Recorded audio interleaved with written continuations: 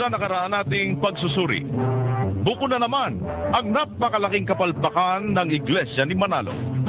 Mga dokumento at lathalain nila mismo ang naghahayag ng kahiyahiyang sablay ng kanilang mga katuruan. Hindi totoong 1914 umiral ang Iglesia ni Cristo ni Manalo gaya ng nakasulat sa kanilang pasugo noong Hulyo 1964. Pinasisinungalingan ito ng kanila ring lathalaing 75 Blessed Years of the Iglesia ni Cristo. Sa kanila rin nanggaling ang 1913 sila umiral sapagkat 1913 pa lang ay nangangaral at nagbabautismo na sila sa kanilang samahan. At kung tunay mang 1914 umiral ang Iglesia ni Cristo ni Manalo, sablay pa rin ang paggamit nila ng batayan sa Biblia. Hindi eksakto sa katuparan ng hula ang 1914 sapagkat hindi pumatak na 1914 ang dulo ng ika-6 na tatak at simula ng ika-7 tatak. Ang susunod nating susuriin, madalas pagbintangan ng mga Iglesia ni Manalo sa programa nila na dayukdok sa pera si Brother Eli. Dayukdok, matakaw sa pera. Ganid pa! Bo, pambihira naman, pati pala sa programa, dayukdok na eh. Bakit? Programa namin ito eh. Kailangan, dayukdok talaga, ganid eh. Oo. Sa programa. Sandali nating silipin ang mga abuluyan sa kanilang samahan. Sa tuwing nagkakaroon sila ng banal na hapunan sa umaga, nag-aabuluyan ang mga Iglesia ni Cristo ni Manalo.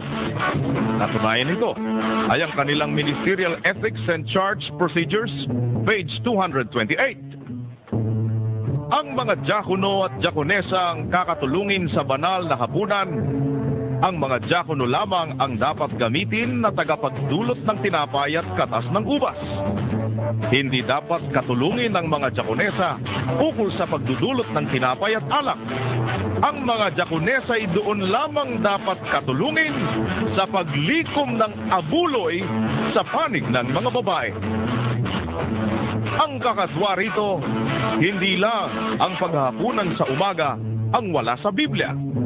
Nang magbanal na hapunan ng mga apostol, kasalo ang Panginoong Hesukristo sa Biblia, wala tayong mababasang nag-abuluyan sila. Dagdag pa sa abuluyan nilang ito ay ang mababasa sa mismo pa ring Ministerial Ethics and Church Procedures, page 250. Ang mga ingat yaman ang tuwirang mananagot ng lahat ng uri ng salapi sa lokal. Maging ito ay abuloy pang Huwebes, panglinggo, at kabataan. Tinitipon construction, pagbili ng lupa, at pagpapakumpuni, at pagtatayo ng kapilya. At gayon din ang salaping inilabas mula sa lagak, buklod, kadiwa, at iba pa. Gayon din ang iba't ibang pabilin na may kalakip na salapi. Hindi ba't napakaraming uri ng pangongolekta ng salapi sa Iglesia ni Manalo? Bukod pa rito, kapag magpapasalamat ang isang miyembro ng Iglesia ni Cristo, kailangan niyang iabot ng unang kanyang abuloy na nasa forma ng tseke sa loob ng isang sobre na may katunayan ng halagang kanyang itinatalaga. Laki pang pirma sa labas ng sobre. At nang minsang magpalabas ng sirkular ang kanilang pangasiwaan, ganito ang nakasaad. 42 Broadway, New Manila, San Juan, Rizal, KP. Hunyo 3, 1937, sa lahat ng mga kapatid sa lahat ng pook ng Iglesia ni Cristo sa Kapuluang Pilipinas. Mga mahal na kapatid, sa pamamagitan ng liham na ito, ipinatatalastas namin sa inyo na sila kapatid na Norberto Cruz, Antolino Macasiano, Bienvenido Castro, Simplicio Elizaga, at Fortunato Lozano ay nawalan ng karapatan sa pagkamanggagawa dahil sa kasalanang paghalay at pagpapabaya sa kanilang tungkulin. Sila Fortunato San Esteban at Joaquin Balmores ay dahil sa pagbale ng labis at paglilinglang sa mga naglalagay ng okay na ito'y makalawang ginagawa sa isang pagkakataon. Si kapatid na Vivencio Cosico ay sa pagbali ng higit sa kanyang tinatanggap. Si Cirilo Gonzales ay di lamang sa labis na pagbali, kundi sa paggamit din naman ng diwasto at pagmamalabi sa kanyang karapatang hawak na pagkatagapamahalang katulong ng iglesia. Ang kanilang bale ay umaabot sa makalawang ibayo ng halaga ng kanilang tinatanggap buwan-buwan. Si Felix Ortiz ay tinitiwalag dahil sa paglilinglang sa pag-utang sa mga kapatid na ang sinasangkala na yang ating tanggapan. Si Antonio Colliantes ay itinitiwalag din sa iglesia dahil sa paghuwad sa pangalan ng tagapamahala ng Dibisyon ng Laguna upang makakuha ng kwarta sa ingat yamang pangpuok. At ikalaway ang kanyang pagsasamantala sa kamangmangan ng isang dalaga upang maitanan.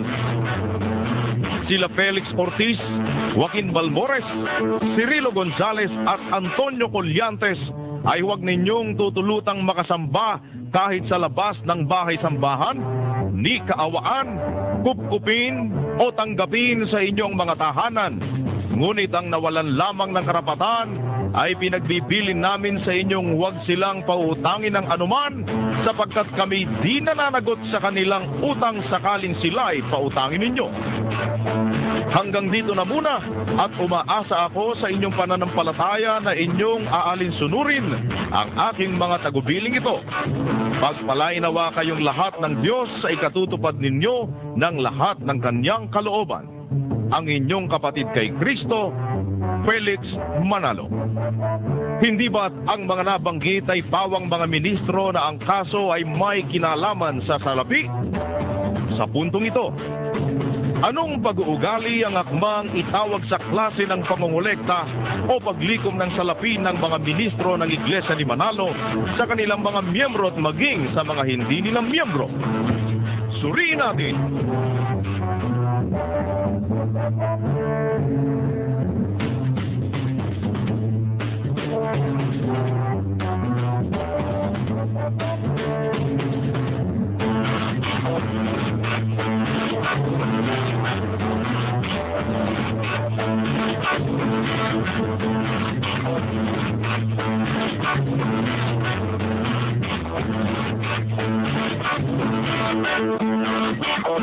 Suriin po natin ang sinasabi ng Biblia ukol sa ganitong mga aktibidades ng maraming relihiyon. Partikular, ang naitampok po natin ngayong gabi ay ang ukol sa hindi mabilang o katakot-takot masasabi natin na napakaraming abuluyan ng Iglesia ni Cristo. Brother Eli?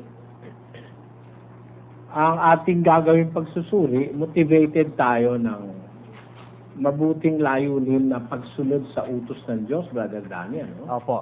Nandoon yan sa unang Juan 4:1. Mabuti pakibasa mo. 1 John chapter 4 verse 1. Ang sabi po ron, mga minamahal, huwag kayong magsipaniwala sa bawat espiritu, kundi inyong subukin ang mga espiritu kung sila'y sa Diyos, sapagkat maraming nagsilitaw na mga bulaang propeta sa sanglibutan. Ayan, maliwanag yan, ano? Brother Danny, Opo. sabi, subukin ang mga espiritu, ay yung pagsubukin nga yung pagsusukin, di ba? Opo. Kaya, on this premise, sinusuri natin ang iba't ibang aral na itinuturo ng iba't ibang iglesia, hindi lang ng iglesia ni Manalo, di ba? Opo. At ngayon, ang ating ni kapatid na Josel ay yung iba't ibang ambagan sa iglesia ni Manalo, no? Paano mo gustong umpisahan natin ito, kapatid na Danny?